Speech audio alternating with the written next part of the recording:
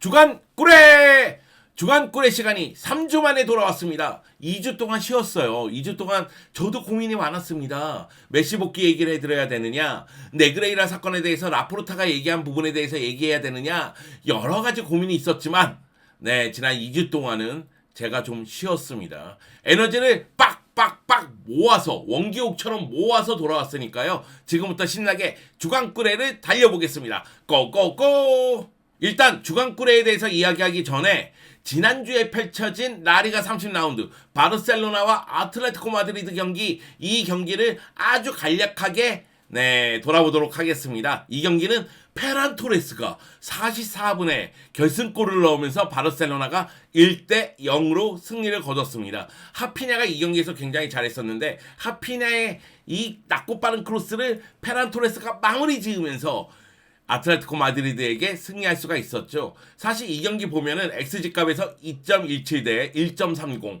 점유율에서 62 대 38, 슈팅 숫자가 13 대 13, 여러 가지 상황을 봤을 때 바르셀로나가 조금 더 잘했지만은 거의 대등한 경기였다고 얘기해도 과언은 아닙니다. 왜 그러냐? 경기 시작하자마자 그리즈만의 슈팅이 골대를 강타했어. 나 진짜 심장 떨어지는 줄 알았다. 그리즈만 아틀레티코 마드리드에서 왜 이렇게 잘하는 거야? 수비면 수비, 공격이면 공격. 그리즈만이 완전히 홍길동처럼 동해 번쩍, 서해 번쩍 하면서 공격을 이끌더라고요. 그 가운데서 바르셀로나는 프랭키 도용이 돌아오면서 존재감을 보여줬고요. 그리고 전방 쪽에서 레반도프스키가 굉장히 위력적인 슈팅을 많이 시도했지만 골 욕심을 내는 장면이 있었어요. 왜 그랬니, 레비야?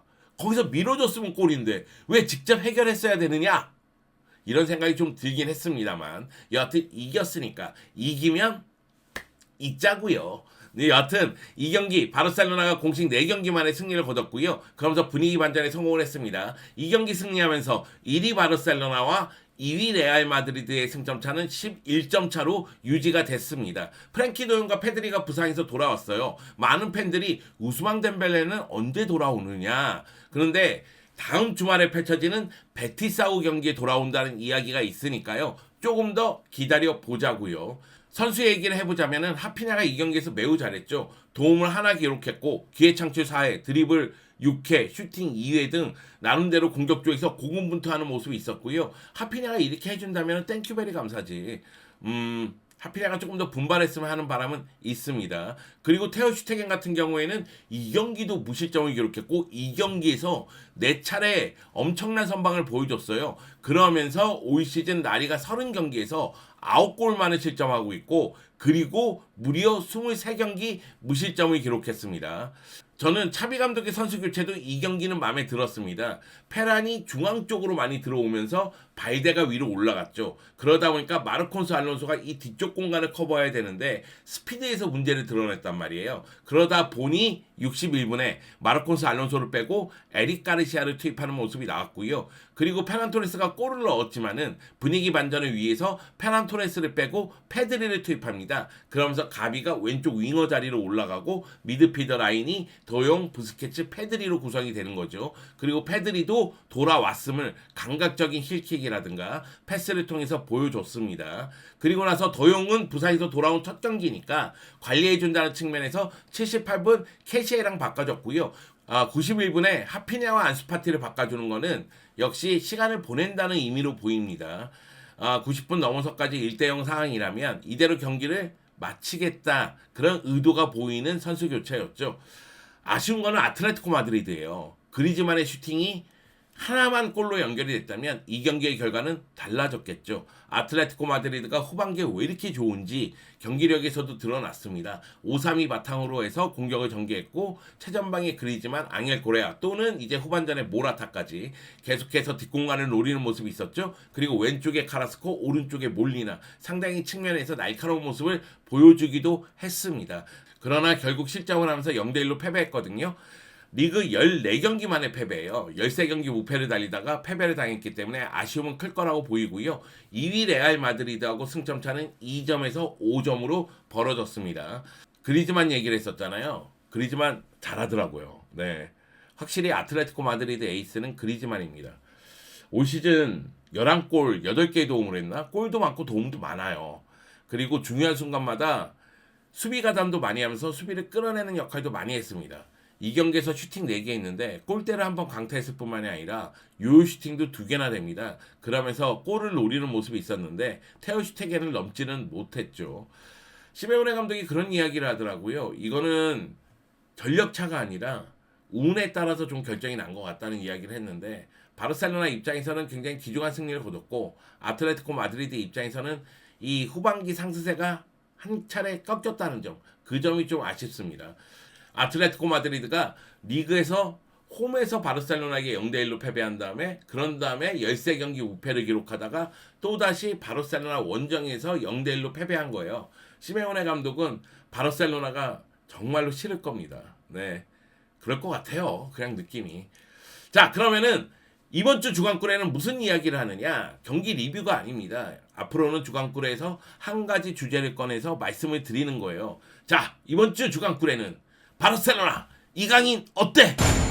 네, 제가 이강인 선수를 쓱 하고 제안하는 겁니다. 바르셀로나 입장에서는 이강인 선수에 대해서 관심을 좀 가질 필요성이 있지 않을까? 그런 생각이 들어서 물론 이강인 선수가 헤타페전에서 엄청난 골을 넣어서 얘기하는 거 맞습니다. 일단 바르셀로나에 대한 이야기를 좀 해볼게요. 바르셀로나가 올 시즌 컵대회에서 아쉬움이 있었죠. 스페르코파에서 우승했지만은 코파델레이 준결승전에서 무너졌고 그리고 유로파 리그도 16강 플레이오프에서 무너졌습니다. 그런데 강한 팀을 상대로 좀 약한 모습이 나왔잖아요. 바이에른 뮌헨, 인테르, 메뉴, 레알, 알메리아는 빼고 여하튼 강한 팀을 상대로 약한 모습이 좀 나왔었는데 이런 모습이 좀 타파할 필요성이 있다는 거죠. 물론 바르셀로나 입장에서는 메시가 돌아온다면 이런 문제에서 벗어날 수 있다. 이런 생각이 있을 수는 있습니다. 근데 메시가 돌아오는 부분에 대해서 어떤 분들은 색안경을 끼고 바라보고 있어요. 왜? 메시가 떠난 다음에 팀을 리빌딩하고 있지 않느냐. 근데 메시가 돌아온다면 이거 리빌딩의 효과가 있는 것이냐? 또 한 가지, 메시는 확실한 득점원이다. 하지만 수비할 때는 기동력과 압박이 좀 떨어지지 않느냐. 그러면 팀의 밸런스가 맞지 않을 수도 있다. 이런 생각을 할 수가 있는데 이거는 이제 차비 감독의 몫이죠. 메시를 4-3-3에서 오른쪽 윙어로 쓸지 4-2-3-1로 바꿔서 공격형 미드필더로 쓸지 4-3-3에서 오른쪽 메잘라로 쓸지 이거는 지켜봐야 됩니다. 제가 왜 메시에 대해서 이야기를 드리냐면은 바르셀로나의 여름 과제에 대해서 말씀을 드리고자 꺼낸 거예요. 바르셀로나는 다가오는 여름에 2가지 문제를 해결해야 됩니다. 첫 번째는 메시 복귀와 라이트백 영입입니다. 물론 플러스 알파가 있겠죠. 메시 복귀 가능성이 점점 높아지고 있습니다. 메시는 파리 생제르맹과 계약했을 때 2 플러스 알파, 그러니까 2년 플러스 알파 계약을 맺었다고 하는데 지금 6월 30일 날 2년이 되거든요. 그러니까 2시즌이 되는 겁니다. 그렇기 때문에 계약이 만료될 가능성이 있다고 하고 메시가 떠나고자 하는 의지가 있다는 이야기가 나오고 있습니다. 파리 생제르맹 쪽에서는 재계약을 원한다는 이야기도 있고요. 그런데 메시하고 바르셀로나하고 계속해서 연결이 되고 있어요. 스페인 언론 쪽에서는 메시가 바르셀로나로 복귀한다는 게 거의 기정사실화되고 있는 분위기거든요. 이런 가운데 이번 주 화요일까지 파리 생제르맹이 훈련이 없었다고 해요. 그러다 보니까 메시가 가족과 함께 바르셀로나로 여행을 왔고 부스케츠 알바와 함께 저녁 식사를 함께 했습니다. 그러다 보니까 메시 복귀 가능성이 점점 높아지고 있는 거죠. 그 가운데 새로운 라이트백도 찾아야 됩니다. 바르셀로나는 올 시즌에 줄스 쿤데를 라이트백으로 계속해서 쓰고 있는데 줄스 쿤데는 센터백이 조금 더 어울리죠. 그러다 보니까 새로운 라이트백이 필요한데요. 주안 칸셀로, 마즈라이, 토마스 메니에, 프림퐁 등 여러 선수들하고 연결이 되고 있으니까요. 요 상황도 봐야 됩니다. 그리고 플러스 알파 부분, 요 부분이 중요한데 요거는 잠시 후에 말씀드릴게요.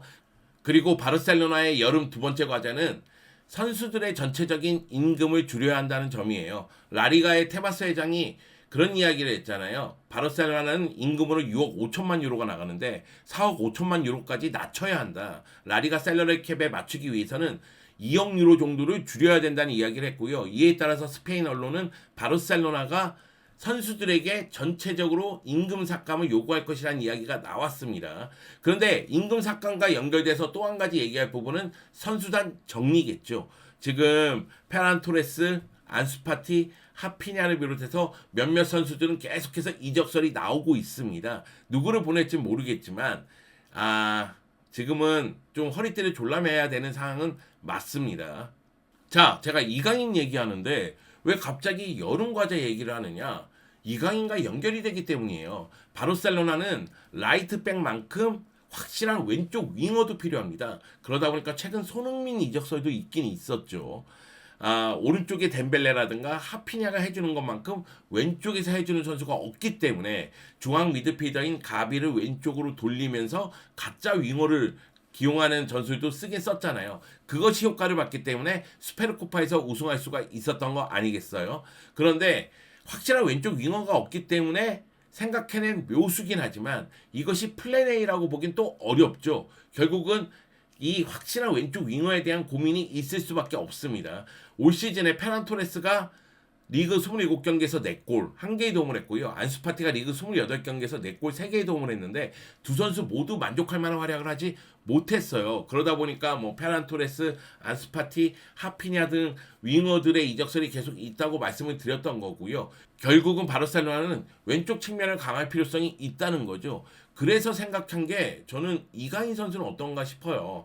이강인 선수가 갖고 있는 장점이 정말로 많잖아요. 그리고 그것이 바르셀로나하고도 잘 어울린다는 생각이 듭니다. 이강인 선수 같은 경우에는 좌우 윙어, 좌우 메잘라, 중앙 공격형 미드필더 모두 소화할 수가 있어요. 그렇기 때문에 이강인 선수를 영입한다면은 왼쪽 윙어로 써도 되고 메잘라로 써도 되고 이강인 선수가 올 시즌 마요르카에서 엄청난 활약을 펼치고 있잖아요.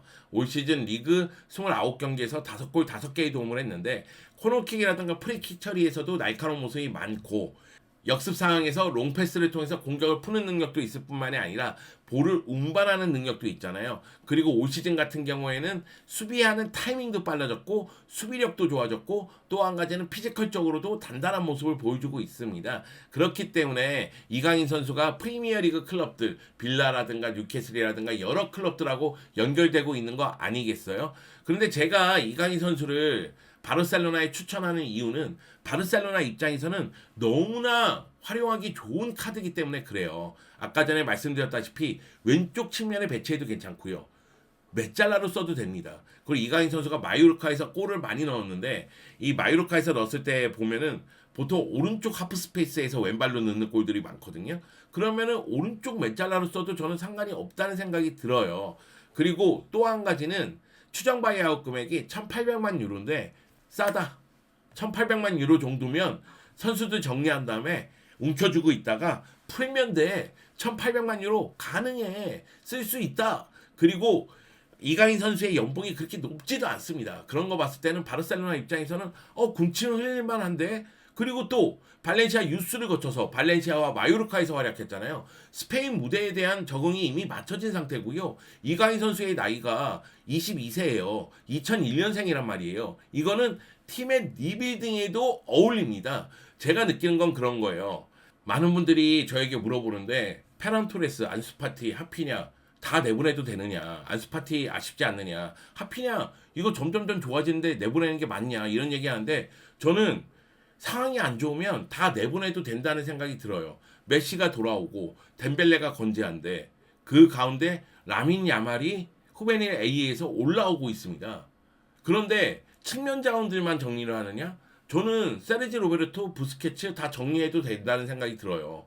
그러니까 더용, 페드리, 가비, 캐시에로 가고 그 가운데 이강인 선수가 들어오면은 측면, 중앙 다 가능하거든요. 그리고 나서 수비 라인에서는 센터백 중에 한 명, 저는 마르코스 알론소라든가 에릭 가시아 중에 한 명을 정리하고 그리고 측면 자원들, 라이트백을 영입하면 되지 않을까 그런 생각이 있거든요. 물론 이거는 저만의 생각입니다. 그래서 바르셀로나가 이강인 선수를 영입하면 어떤가. 물론 이거는 저만의 생각입니다. 그렇기 때문에 한번 쓱 하고 집어넣는 거예요. 정반대의 경우를 한번 생각해보죠. 이강인 선수 입장에서는 과연 바르셀로나로 오는 게 좋은가? 바르셀로나로 간다는 것은 스페인에서 뛰는 선수들에게는 굉장히 메리트가 있잖아요. 그런데 이강인 선수가 바르셀로나로 온다면 당연히 경쟁을 피할 수가 없습니다. 결국 가비, 페드리, 더용과 경쟁을 하거나 아니면은 왼쪽 윙어랑 경쟁을 해야 된다는 얘기가 되니까 이강인 선수에게는 굉장히 부담스러운 건 사실이에요. 그럼에도 불구하고 이강인 선수가 계속해서 발전하고 있잖아요. 그 점을 봤을 때에는 바르셀로나에서도 가능하다 그런 생각이 들었고 또 한 가지는 뭐냐면 이강인 선수가 새로운 무대에서 도전하는 것보다는 스페인에서 뛰면서 자신의 능력을 발휘하는 게 조금 더 성공 가능성이 높지 않을까라는 생각이 들어서 말씀을 드리는 겁니다. 뜬금없이 갑자기 바르셀로나 이강인? 이게 뭔 소리야? 이렇게 생각하실 수가 있겠는데 제 생각에는 바르셀로나 쪽에서 한번 찔러봐. 영입해봐. 남 믿고 영입해봐. 광명지 부장이 보증 쓰겠습니다. 영입해보세요.